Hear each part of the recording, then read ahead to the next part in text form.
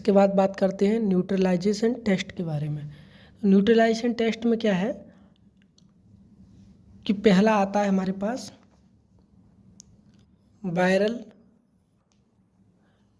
Neutralisation test. इसमें क्या करते हैं हम, इसमें हम डिटेक्ट करते हैं कि न्यूट्रलाइजिंग एंटीबॉडी प्रेजेंट है कि नहीं पेशेंट के सीरम में। तो जब सीरम उसका मिक्स करेंगे लाइव वायरल सस्पेंशन के साथ और उसको सेल लाइन में पोर करेंगे तो स्पेसिफिक सीरम एंटीबॉडी क्या करेगा, न्यूट्रलाइज कर देगा सरफेस एंटीजन को, जिससे वायरस क्या है इन्फेक्ट नहीं कर पाएगा सेल लाइन को। तो वायरल न्यूट्रलाइजेशन टेस्ट में हम क्या करेंगे, इसमें हम डिटेक्ट करते हैं क्या कि डिटेक्ट करते हैं कि एंटीबॉडी प्रेजेंट है कि नहीं। डिटेक्ट करेंगे presence of neutralising antibody in serum, serum में न्यूट्रलाइजिंग एंटीबॉडी प्रेजेंट है कि नहीं। तो सीरम में क्या करेंगे हम, लाइव वायरल सस्पेंशन जो है, लाइव वायरल सस्पेंशन में हम क्या ऐड करेंगे तुम्हारा सीरम, और इसको हम कहाँ पे पोर कर देंगे, इसको हम पोर कर देंगे सेल लाइन में। अब क्या होगा कि जो स्पेसिफिक सीरम एंटीबॉडी है तो एंटीबॉडी क्या करेगा, न्यूट्रलाइज कर देगा सरफेस एंटीजन को। इससे क्या होगा, वायरस क्या करेगा, इन्फेक्ट नहीं कर पाएगा, virus can't infect cell line को। तो हमने इसमें न्यूट्रलाइजेशन किया। दूसरा हमारे पास आता है इसके बाद plaque inhibition test. Plaque inhibition test में क्या होगा, इसको हम बैक्टीरियोफेज के लिए यूज करते हैं। इसके बाद आता है toxin antitoxin neutralisation test. Toxin antitoxin neutralisation test example है इसके सिक टेस्ट। सिक टेस्ट में क्या होगा, diphtheria toxin antitoxin, diphtheria toxin antitoxin neutralisation test एक इसका एग्जाम्पल हो गया सिक टेस्ट में, जिसमें हम करते हैं। दूसरा क्या हो गया इसका, नेगलर्स रिएक्शन। इसमें क्या डिटेक्शन करेंगे हम, इसमें हम डिटेक्शन करते हैं अल्फा टॉक्सिन ऑफ क्लोस्ट्रीडियम परफरेंजिस। और क्या है यहाँ पर, एएसओ टेस्ट। एएसओ टेस्ट में क्या होगा, anti streptolysin O antibody detect करेंगे, लेकिन अब ये रिप्लेस हो गया किससे, एग्लूटिनेशन से। तो एंटी स्ट्रेप्टोलाइसिन और एंटीबॉडी का क्या करेंगे हम इसमें डिटेक्शन करेंगे। इसके अलावा है एक हीम एग्लूटिनेशन इनहिबिशन, जिसको हम HAI टेस्ट बोलते हैं। तो एंटीबॉडी जो प्रेजेंट होंगी पेशेंट के सीरम में वो क्या कर सकता है, एग्लूटिनेट कर सकता है हीम एग्लूटिनेट एंटीजन जो प्रेजेंट होता है हीम एग्लूटिनेट एंटीजन के साथ में। तो इसको हम वायरल डिसीज के लिए यूज कर सकते हैं। तो क्या होगा कि एंटीबॉडी इन पेशेंट सीरा क्या करेगा, react with haem agglutinin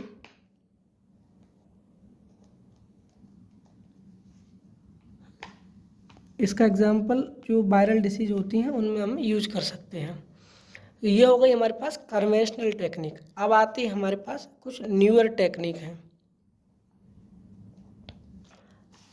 newer technique में क्या करेंगे हम, न्यूअर टेक्निक में हम किसी डिटेक्टर मॉलिक्यूल का यूज़ करते हैं जिससे हम एंटीजन या एंटीबॉडी को लेबल कर देंगे। इसके बाद हम उसमें चेंज देखेंगे तो उसके अकॉर्डिंग हम रिजल्ट इंटरप्रेट कर सकते हैं। तो न्यूअर टेक्निक ये प्रिंसिपल को यूज़ करती हैं, लेकिन लेवल्ड मॉलिक्यूल जो है वो डिफरेंट हो सकता है और विजिबल इफेक्ट उसी के अकॉर्डिंग हो सकता है। पहला आता है न्यूअर टेक्निक में एलिसा।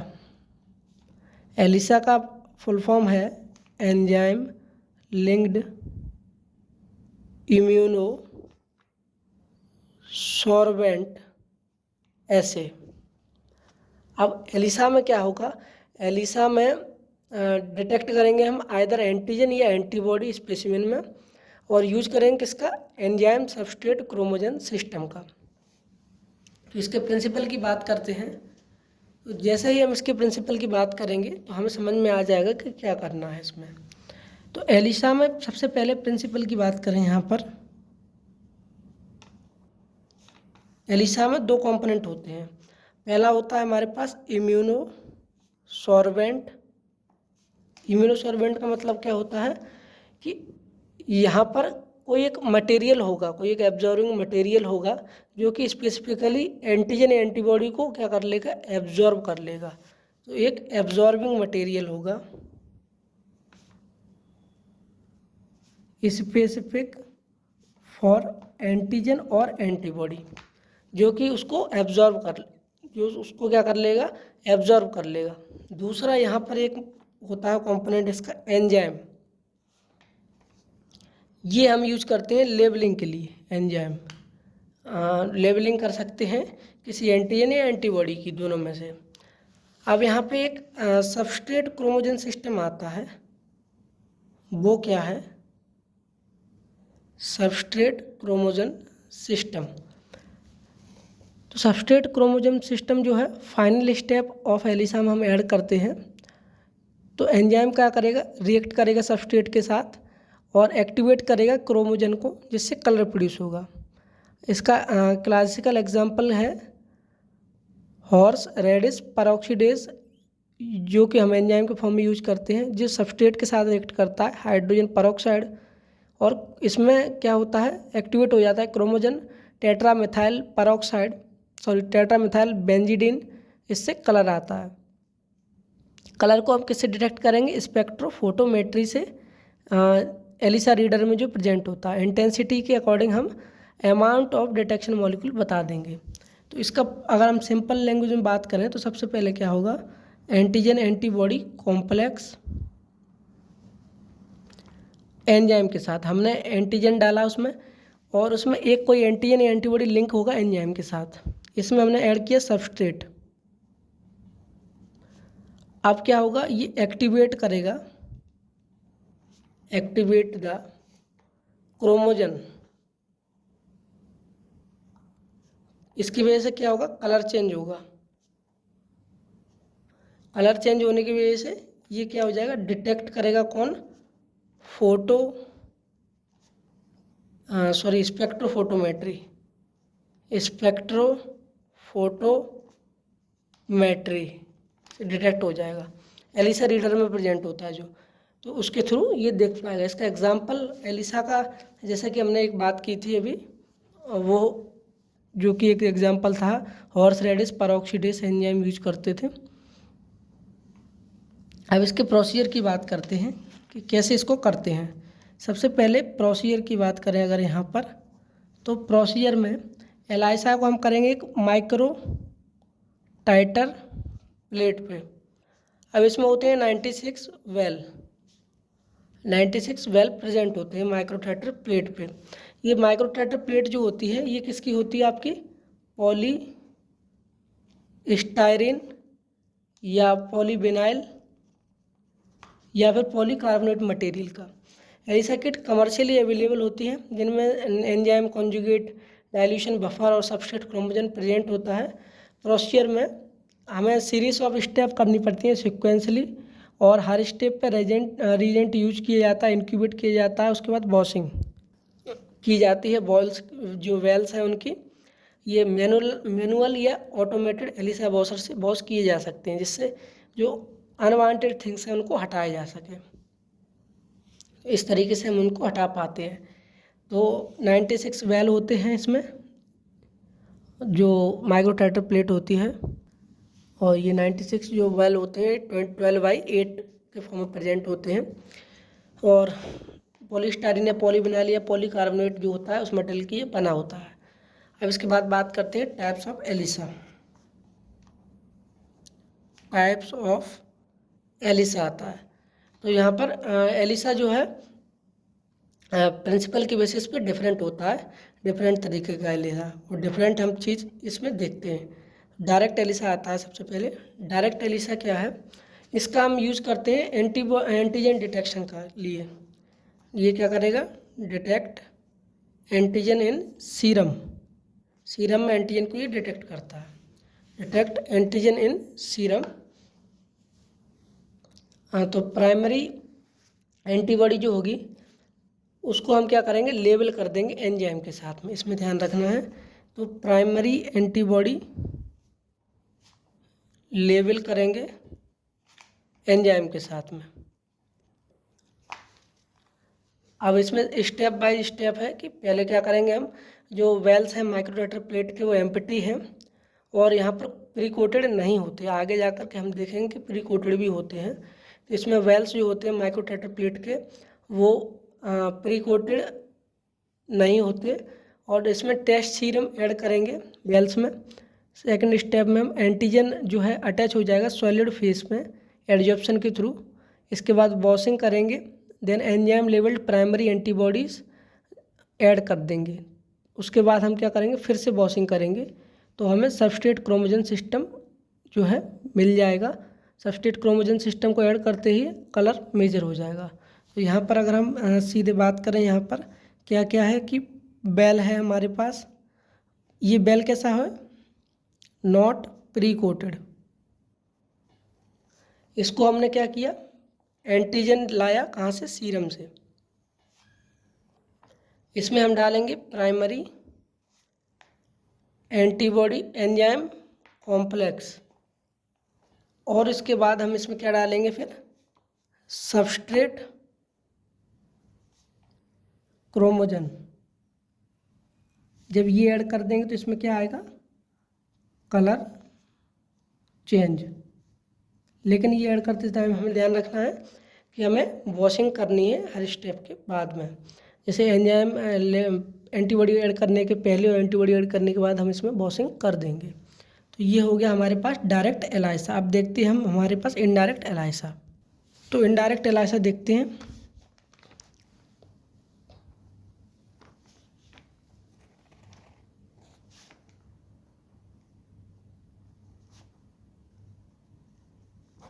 इनडायरेक्ट एलाइसा में क्या है, इनडायरेक्ट एलाइसा में हम क्या करेंगे, एंटीबॉडी डिटेक्शन करेंगे। डिटेक्ट करेंगे एंटीबॉडी को, या लेस कॉमनली हम एंटीजन को भी डिटेक्ट कर सकते हैं अगर हम चाहें तो अब इसमें जो डायरेक्ट एलाइसा से क्या डिफरेंस है कि सेकेंडरी एंटीबॉडी लेबल्ड होगा इसमें एंजाइम के साथ इंस्टेड ऑफ प्राइमरी एंटीबॉडी। तो इसमें अगर हम बात करें तो secondary antibody labelled with enzyme, secondary antibody enzyme के साथ लेबल होगा, वहाँ पर प्राइमरी हो रही थी। ये सेकेंडरी एंटीबॉडी जो है वो anti species antibody. Anti species antibody मतलब जैसे एंटी ह्यूमन आईजीजी हुआ, तो जो ह्यूमन का आईजी है इम्यूनोग्लोबिन, उसके अगेंस्ट रिएक्शन कर जाएगा। तो ये क्या है, secondary antibody anti species antibody है। अब इसमें क्या क्या है, इसकी स्टेप की बात करें तो हम क्या करेंगे, वेल्स लेंगे, वेल्स, और ये कोटेड रहेंगे एंटीजन के साथ, प्री कोटेड होंगे एंटीजन के साथ में। प्लस हम इसमें क्या लेंगे, प्राइमरी एंटीबॉडी लेंगे। ये कहाँ से आएगा, हमारे पास सीरम से आएगा। इसके बाद हम इसमें secondary antibody enzyme complex add करेंगे। इनको ऐड करने के बाद हम इसमें डालेंगे सबस्ट्रेट क्रोमोजन। इसके बाद हम देखेंगे कि डेवलपमेंट हो जाएगा किसका, कलर का। तो स्टेप की बात करें अगर, तो स्टेप में क्या होगा, सॉलिड फेस जो है वेल्स का प्री कोटेड रहेगा इस बार एंटीजन के साथ में। टेस्ट सीरम जैसे ही डालेंगे तो उसमें क्या होगा, प्राइमरी एंटीबॉडी होगा जो एंटीजन के लिए स्पेसिफिक होगा, वो जाकर के वेल से ऐड हो जाएगा। इसके बाद एंटीबॉडी अटैच हो जाएगा एंटीजन कोटेड से, जो एंटीजन कोटेड हैं वेल्स पे उनसे। इसके बाद हम बॉस करेंगे, जो एक्सेस एंटीबॉडी है वो हट जाए वहाँ से, इसलिए देन फिर क्या करेंगे, एंजाइम लेवल्ड सेकेंडरी एंटीबॉडी हम उस पर डालेंगे। तो ये क्या है, सेकेंडरी लेवल्ड एंटीबॉडी क्या है, एंटी ह्यूमन इम्यूनोग्लोबिन है। इसके बाद हम फिर से बॉस करेंगे ताकि जो एक्सेस ये सेकेंडरी एंटीबॉडी है वो भी हट जाए, जो सिर्फ बाइंडिंग हो चुकी है वो ही रहे, तो फॉल्स रिजल्ट ना आए। इसके बाद बॉस करने के बाद सबस्ट्रेट क्रोमोजन सिस्टम ऐड करेंगे और कलर डेवलप हो जाएगा। इसके बाद आता है इनडायरेक्ट के बाद सैंडविच एलाइसा। सैंडविच एलाइसा, अब सैंडविच एलाइसा में हम क्या डिटेक्ट करेंगे, एंटीजन डिटेक्ट करेंगे, एंटीजन डिटेक्शन करेंगे सीरम में। इसका नाम सैंडविच क्यों है, क्योंकि इसमें क्या होगा कि एंटीबॉडी दो हमारे पास जैसे सैंडविच की तरह दो मॉलिक्यूल होंगे जो कि एंटीबॉडी होंगे, एक होगा कैप्चर एंटीबॉडी, एक होगा डिटेक्टर एंटीबॉडी, और उनके बीच में एंटीजन होगा, तो एक सैंडविच लाइक स्ट्रक्चर हमें फॉर्म होता हुआ दिखेगा। इसमें बात करें तो क्या होगा, हम सबसे पहले वेल्स लेंगे जो कि कोटेड रहेगा कैप्चर एंटीबॉडी के साथ। इसमें हम एंटीजन ऐड करेंगे, मतलब जो सीरम है उसको ऐड करेंगे।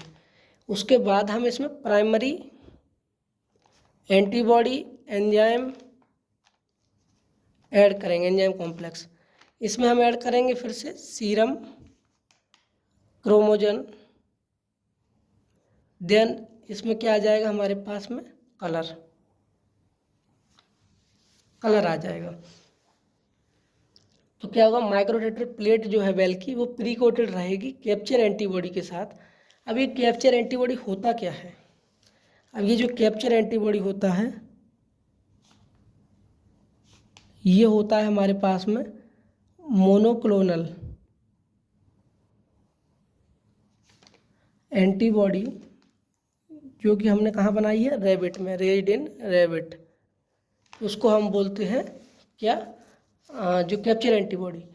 तो सबसे पहले माइक्रोटेटर प्लेट है, उसकी वेल प्रीकोटेड रहेगा कैप्चर एंटीबॉडी से, और वो किसको टारगेट करेगा, टेस्ट एंटीजन को। इसके बाद सीरम ऐड करेंगे तो एंटीजन अटैच हो जाएगा कैप्चर एंटीबॉडी से, जो कोट है कहाँ पर, बेल पे। इसके बाद बॉस करेंगे, वॉशिंग के बाद enzyme labelled primary detector antibody जो स्पेसिफिक होगी एंटीजन के लिए उसको ऐड करेंगे। तो प्राइमरी डिटेक्टर एंटीबॉडी है उसको ऐड करेंगे। डिटेक्टर एंटीबॉडी कैप्चर एंटीबॉडी जैसी भी हो सकती है सेम।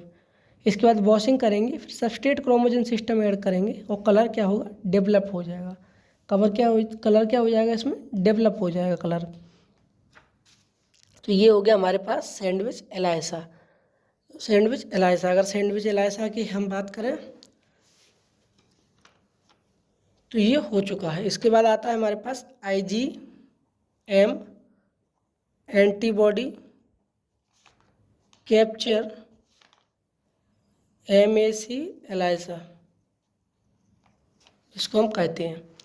तो इसमें क्या होगा, इसमें एंजाइमेटिकली ये simplified sandwich type immuno assay होता है। ये क्या है, ये मैक हमारे पास एंजाइमेटिकली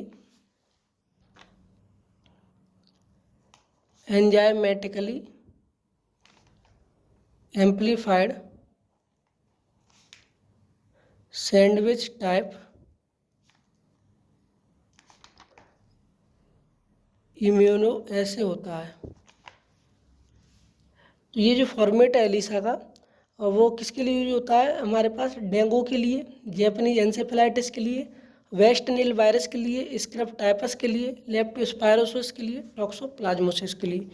उसकी एग्जांपल क्या होगा यूज के लिए, या हम यूज कहें तो ये होता है डेंगू के लिए, जापानीज इंसेफेलाइटिस के लिए, वेस्ट नाइल वायरस के लिए, और इसके बाद लेप्टोस्पायरोसिस, टॉक्सोप्लाज्मोसिस, इन सब के लिए हम यूज कर सकते हैं। स्क्रब टाइफस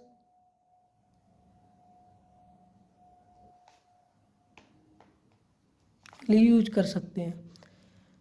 तो ये किस पे बेस्ड होता है, ये क्या करता है, कैप्चर करता है। तो जो आपकी ये कैप्चरिंग प्राइमरी आईजीएम एंटीबॉडी होती है जो सीरम से मिलती है हमें, इसको हम माइक्रोटेटर प्लेट पे pre coated anti human IgM के साथ क्या हो जाता है, इसका रिएक्शन हो जाता है, और रिकॉम्बिनेंट एंटीजन जो है उसका एडिशन करेंगे हम इसके बाद में, जैसे कि डेंगू का एंटीजन हुआ। तो यहाँ पर देखते हैं इसको क्या है, ये well coated with capture anti IgM antibody. तो वेल किसके साथ कोटेड है, एंटी आईजीएम एंटीबॉडी जो है, इसकी रिएक्शन हम कराएंगे किसके साथ, आईजीएम एंटीबॉडी आएगा। कहाँ से आएगा, ये सीरम से आएगा। प्लस इसमें क्या ऐड करेंगे हम, recombinant antigen plus secondary antibody biotin plus avidin enzyme plus substrate chromogen. तो यहाँ पर क्या होगा, फॉर्मेशन हो जाएगा किसका, कलर का। सबसे पहले हमारा जो माइक्रोटेटर प्लेट है उसको हम प्री कोटेड कर देंगे किसके साथ में, एंटी आईजीएम एंटीबॉडी के साथ में। उसके बाद उसमें ऐड करेंगे हम जो हमारा सीरम है उसमें से आईजीएम एंटीबॉडी आएगा और वो उससे बाइंड कर लेगा। इसके बाद हम क्या ऐड करेंगे, रिकॉम्बिनेंट एंटीजन, जैसे डेंगू का एंटीजन हुआ। इसके बाद हम एंजाइम लेवल्ड सेकेंडरी एंटीबॉडी जो स्पेसिफिक होगी एंटीजन के लिए उसको ऐड करेंगे। इसके बाद हम सबस्ट्रेट क्रोमोजन एंटीजन ऐड करेंगे। सबस्ट्रेट क्रोमोजन सिस्टम ऐड करने के बाद हम एविडिन बायोटिन सिस्टम इसमें यूज कर रहे हैं। इससे क्या होगा, एम्पलीफाई हो जाएगा जो सिग्नल जनरेट हो रहा है एंजाइम एंटीबॉडी कॉम्प्लेक्स के बीच में। तो ये क्या कर रहा है, सेंसिटिविटी बढ़ाता है। तो ये एक चीज़ है कि जो आपका एविडिन बायोटिन सिस्टम क्या करता है, इंक्रीज करता है सेंसिटिविटी ऑफ एसे, ये करता है। अब इसके बाद एक और तरीके का एलाइजा है हमारे पास, वो होता है कॉम्पिटिटिव एलाइजा। Competitive ELISA